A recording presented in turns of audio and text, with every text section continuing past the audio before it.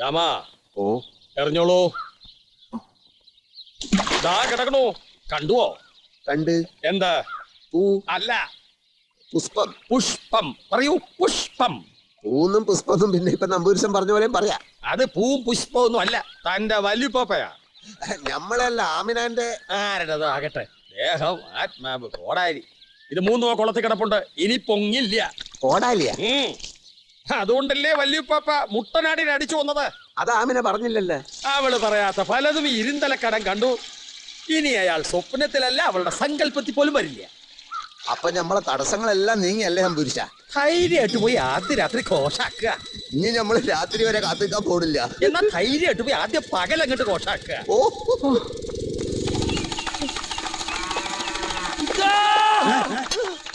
എന്താണ് നമുക്ക്? ആ ഇബിലീസ് പുറപ്പെട്ട് ഓരിപ്പിങ്ങത്തും. എന്നാ നിങ്ങൾ രണ്ടുപേരും കൂടി തെങ്ങുമ്പോ കയറി. കേറിക്കോ. വെളുക്കുമ്പോ കുളിക്കുവാൻ പോകുന്ന ബൈബക്കിളി വെലിക്കൽ നിന്നവനെ കൊച്ചു കിളിച്ചുണ്ട മാമ്പഴം കടിച്ചു. എന്താ കലന്തൻ ഹാജി വഴി മുടക്കി നിൽക്കുന്നത്? വണ്ടി എടുത്ത് മാറ്റടാ ബൈന്ന്. ഈ പയ്യന്റെ ബാപ്പാന്റെ പയ്യൻ എഴുതി വെച്ചിട്ടുള്ള ചതിയാ. ചങ്ങായി ചതിച്ച കള്ള പന്നി. അടിച്ചു എന്റെ അണപ്പല്ല ഇളക്കടാ.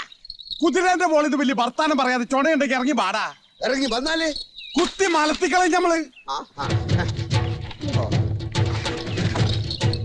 ഈ എന്താക്കുന്ന പറഞ്ഞത്? കുത്തും എന്ന് പറഞ്ഞാൽ നമ്മള് കുത്തും. എന്നാ കുത്തടാ. കലന്തരാജ പറഞ്ഞ കുത്തും എന്ന് പറഞ്ഞാൽ നമ്മള് കുത്തും. എന്നാ കുത്തടാ. അനക്ക് ധൈര്യം ഉണ്ടെങ്കിൽ പറയുമ്പോ വന്ന് നിക്കടാ. വന്ന്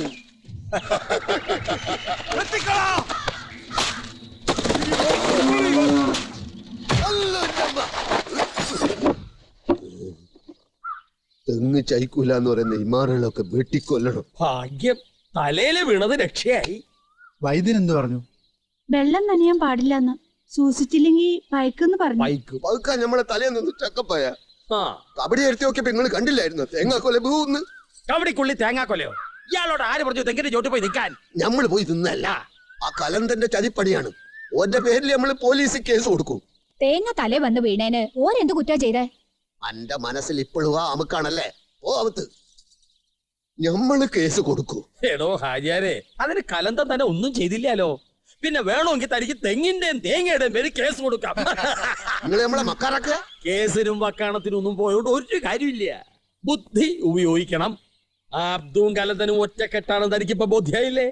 അവൻ കച്ചവടത്തിനൊന്നും വന്നതല്ല, തന്നെ ദ്രോഹിക്കാൻ ആ കലന്തം വരുത്തിയതാ. അവനൊരു ഉഗ്രൻ മന്ത്രവാദിയ. എന്തോ കൂടോത്രം കുഴിച്ചിടാനാണ് അവന് വീട്ടിൽ കയറിയത്. അതവൻ ചെയ്തിട്ടുണ്ട്. അത് ശരിയാ. അതാ ഇങ്ങള് ചെയ്യണ പണിയൊന്നും ഏക്കാത്തത്. ആര് പറഞ്ഞു ഏക്കണില്ല എന്ന്? വല്യുപ്പ പിന്നെ വന്നുവോ? ഇല്ലല്ലോ. അതിന് നമ്മൾ ഒതുക്കിയപ്പോഴല്ലേ തേങ്ങാക്കൊലയിൽ ദുർമന്ത്രം ചെയ്ത് തലയിലേക്ക് ഇട്ടത്. ഇന്നും മണിയറ ഒരുക്കി വെച്ച് അത് ഓർക്കുമ്പോഴാണ് ഞമ്മക്ക് സങ്കടം. തടസ്സങ്ങളെല്ലാം ഞാൻ മാറ്റിത്തരാം. അത് നിങ്ങൾ കുറെ സായില്ലേ പറയാൻ തുടങ്ങിയിട്ട്. ഓരോന്ന് മാറ്റുമ്പോഴും പുതിയ ഓരോന്നും ഉണ്ടാക്കില്ലേ അവന്മാര്. ഇനിയിപ്പോ ഒരു വഴിയേ ഉള്ളൂ. ഒരു കടും പ്രയോഗമുണ്ട്, അതോടെ അവനിവിടെ നോടും. അതങ്ങട്ട് ചെയ്യാം. എന്താ വിശ്വാസം അവനല്ലേ? നിങ്ങൾ ആദ്യം ചെയ്ത് കാണിക്കുക, എന്നിട്ട് നമ്മൾ വിശ്വസിക്കാം. അവൻ ഈ നാട്ടിൽ നിന്ന് വാരും പൊക്കി ഓടും. ഞാൻ കാണിച്ചു തരാം, വരിക. നിങ്ങള് വന്ന് കിടക്കി. 2 ദിവസം കഴിഞ്ഞ കെട്ടയക്കാന്നാ വൈദ്യര് പറഞ്ഞിരിക്കണേ.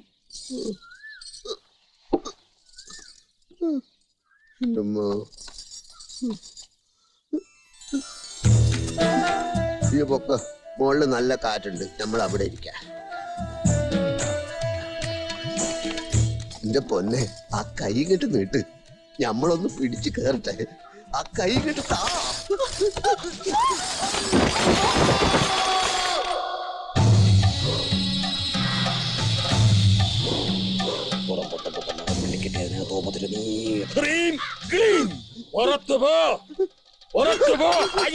ഇയാളിത് എങ്ങോട്ടാ പോകുന്ന ശുംഭൻ? തന്റെ തറവാട്ടിൽ കൂടിയിരിക്കുന്ന ഭൂതപ്രേതാദികളെ ഞാൻ ഈ തേങ്ങയ്ക്കുള്ളിൽ ആവാഹിച്ചു കഴിഞ്ഞു. അവരോടാ പുറത്തു പോകാൻ പറഞ്ഞ തന്നോടല്ല, ഇവിടെ ഒന്നിരിക്കുക. അപ്പൊ നമ്മളെ പുരയില് ജിന്നുണ്ടാ? തന്റെ പുര ജിന്നുണ്ടോ ബ്രാൻഡി ഉണ്ടോ വിസ്കി ഉണ്ടോ എന്ന് നാം എങ്ങനെ അറിയാം? അല്ലോ, അതൊക്കെ ഞമ്മക്ക് ഹറാമാണ്. നമ്മളെ പുരയില് ഭൂതങ്ങളുണ്ടോന്ന് ഉണ്ടായിരുന്നു. ഇപ്പോൾ ഈ 3 തേങ്ങയ്ക്കുള്ളിലേക്ക് കയറ്റിയിരിക്കുകയാണ്. ഇത് എറിഞ്ഞുടയ്ക്കുമ്പോൾ അവറ്റകൾ പോകും. അവിടെ ഇരിക്കുക. ഈ തുള്ളല് കഴിഞ്ഞാ ഹാജിയാര് ഈ ഇരിക്കുന്ന 3 തേങ്ങ എടുത്തോണ്ട് പോയി ആരും കാണാതെ അവന്റെ ദേഹത്തെറിയ. ഈ താലത്തിലിരിക്കണ ഏതെങ്കിലും ഒരു തേങ്ങ അബ്ദുവിന്റെ ദേഹത്തും ഉണ്ടാ. ഇതിലിരിക്കണ പിശാചുക്കൾ മുഴുവൻ അവന്റെ ദേഹത്ത് കയറും. പിന്നെ അവന് ഭ്രാന്ത ഈ നാട്ടിൽ നിന്ന് ഓടും. അതിനുള്ള പണികളാ തമ്പുരാൻ ഇതിനകത്ത് ചെയ്തു വെച്ചിരിക്കുന്നത്. തേങ്ങ വെട്ടിയിട്ടവന്റെ നാശം തേങ്ങയാൽ തന്നെ. വിശ്വാസായില്ലേ? അപ്പൊ ഞമ്മക്ക് ഇമ്മണി വിശ്വാസം വരുന്നുണ്ട്. തിരിച്ചടിക്കാൻ ഈ ഇരുന്തലക്കാട സമ്മതിക്കില്ല. പോ, പോ, പോ.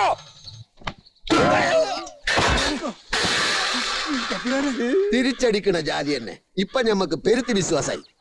തമ്പുരാനെ ഒക്കെ മുട്ടിയതാ, വില ഒട്ടും കുറയില്ലേ? ഹാജിയല്ലേ? ഈ പയത്തിനെന്താ ബല? 70 റുപ്യ ഹലാക്കിന്റെ വിളി. എന്നാ പിന്നെ നിങ്ങൾക്ക് വെറുതെ തരട്ടെ.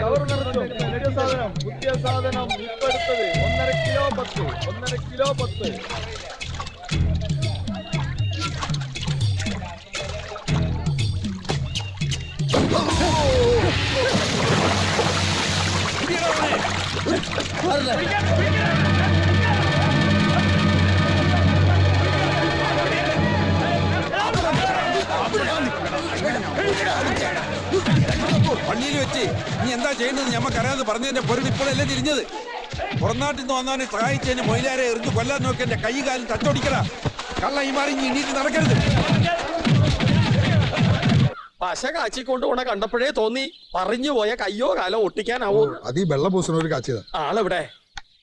ഹോ, കഷ്ടം. മേഴത്തൂർ ഒരു കാല് കഴിച്ചുവിട്ടുണ്ടായിരുന്നു. മടങ്ങി വരുമ്പോ കടവത്ത് വെച്ചാ വിവരം അറിഞ്ഞത്. എന്താ ഇത് കഥ? വൈദ്യരെ, കാര്യമായിട്ട് അപകടം വല്ലതും? ഒന്നും പറയാതിരിക്കാ ഭേദം. ചവിട്ട് കൊണ്ട് നാഭി കലങ്ങി പോയിരിക്കണോ? ഒട്ടും മൂത്രമൊഴിക്കാൻ പറ്റില്ലേ? അയ്യോ, നടുമ്പുറത്ത് കോണായിട്ട് ഇങ്ങനെ ചോര കല്ലിച്ചിരുന്നു. ആരോ 5 കിലോ തൂക്കക്കട്ടി കൊണ്ട് അടിച്ചതാ. 5 കിലോയോ? അതെങ്ങനെ മനസ്സിലായി? മുദ്ര അസലായിട്ട് പതിഞ്ഞിട്ടുണ്ടല്ലോ പുറത്ത്. ഉവ്വ്. എന്തിനാ മൊയ്തൂട്ടി ആ മോയിലേറെ തേങ്ങ ഉണ്ടറിഞ്ഞേ? നമ്പൂരിശ ഓ, ഞമ്മളെ മയ്യത്തെടുക്കാൻ നേരായോ നിങ്ങൾ കബഡി വരത്തി വെച്ചൊന്ന് നോക്കി. അല്ല അതിപ്പോ ബന്ധനം ദണ്ഡകാരണ്യം ഭൈരവീ മുക്തിയെ ഭാമിനീം. ശത്രുപക്ഷത്തിന്റെ ആഭിചാരങ്ങളെ എതിർത്ത് തോൽപ്പിക്കാൻ നമ്മുടെ കർമ്മങ്ങളെ ഒന്നുകൂടി ശക്തിപ്പെടുത്തണം. അതെ സ്വല്പം തെറ്റെങ്കിൽ കണ്ണു പോയേനെ. കാണണല്ലേ, സാരില്ല.